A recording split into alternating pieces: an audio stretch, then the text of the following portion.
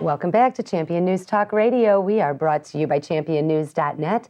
Our founder, Jack Roser, and myself, Carol Parisi, have Denise Cattoni with us today. And during the break, Denise, we had a long conversation about Common Core. And before we get going, we haven't properly introduced Denise and the importance of the position she occupies in, supporting these good values of our state, and particularly from the standpoint of the Tea Party movement.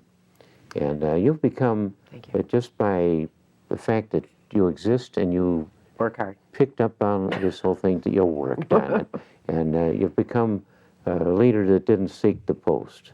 That's right, I didn't. And I'm not elected.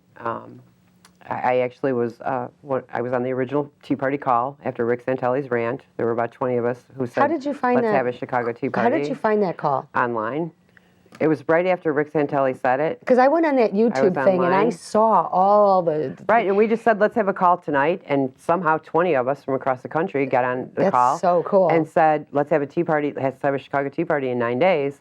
9 days, holy cow. Which, looking back on it, I mean, the whole thing really is incredible what just regular folks have done and how the Tea Party movement even started. How did that one on February 27th, how many people were at that first one? Because I know the April 15th one in 2009 was immense. It was enormous. Right, there were Which was actually... the one that went to 10,000 people. There was the Joliet Right. When the Tea Party Express came through. Well, that was a different one, right? That was when Tea Party Express came through.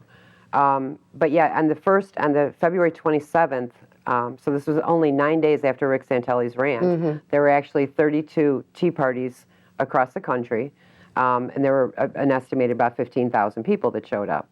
So we said, collectively okay, throughout the country. Right, throughout the country. So then we said, okay, that was so cool. It was amazing that got done in 9 days. Yeah. Let's do it on tax day. And what do we want to call ourselves? Do we want to stick with Tea Party, which, for folks who don't know, that is actually taxed enough already. That's it's an acronym. T stands for T-E-A. Right. Taxed. But we had to go into this whole, is that what we want to be called? Do we want to be called, tax patriots? Do we want to be called? And so we decided to stick with the Tea Party, make April 15th our first really official event. And then Eric Odom actually put up the website, taxdayteaparty.com, online. And from across the country, Amy Kramer actually was the one who sat and key punched, God love her, every single person who said they wanted to have a Tea Party. I was the Lyle Tea Party, and Eric was in Chicago at the time. And so anybody who said that they wanted to do it, we just typed away as fast as we could. And on April 15th, we had approximately, which we think we're pretty close because we had a couple of retired gentlemen actually reach out and say, how many people did you have show up? So we believe that we had 826 Tea Parties across the country with an estimated 1.2 million people show up. I believe which is huge. Well, I live in Lyle. my son out of school that day. We went downtown. In fact, this is a little bit of trivia, but Eric Odom had me put together the first promo for the Chicago Tax Day Tea Party. Oh, did you really? Yeah. And it's amazing looking back on it. This is like a spontaneous movement. It was completely spontaneous, and that's why I think the press never got paid to do it. No, well, no. In my story, that's why I laugh about. We're Coke funded and AstroTurf. Jan Schakowsky said that we were AstroTurf here in Illinois, and I got on the radio actually the next day. But yeah, I actually held a Tea Party in Lyle, and we're a small community. We only have 22,000 people. So I told Mayor Broda, I asked him to please welcome people to Lyle, and he said, well, how many people do you think would be here? I said, I have no idea. Maybe like 100 people. I mean, I had no idea at all.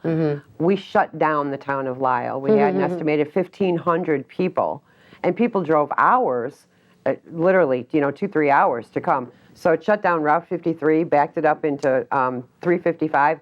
The speakers that I had, it was kind of cool because actually Dr. Steven Sauerberg had just run against Dick Durbin, and he was the only political guy I know. Well, he's actually a friend of mine and been my doctor for 30 years. So I asked him to come on. And, of course, we already knew the beginning of Obamacare. Exactly. So he was actually one of the speakers. Sandy Rios, she was doing conservative talk radio at the time, so Sandy was there. And it was one of my favorite Tea Parties because my husband is actually a country singer. So there is so much fantastic patriotic music out there. And you can't help but just feel the love of country.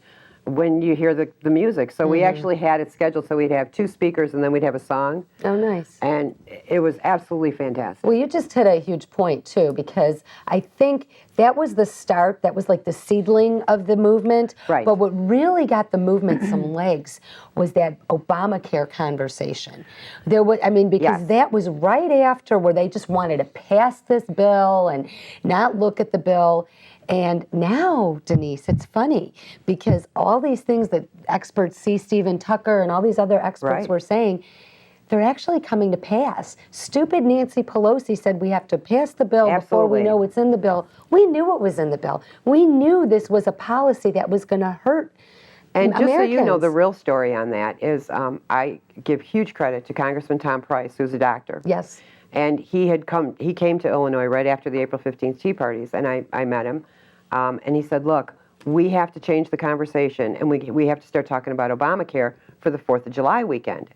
Well, I'm bored on the 3rd of July, so I'm kind of a patriotic girl. And I said, no, we're not doing Obamacare on the 4th of July. I mean, the Tea Party is about the American people and freedom and liberty. And he said, and I'll never forget this, Denise, I'm telling you, if Obamacare goes through, it will destroy our nation. There's nothing more important that the Tea Party movement can do.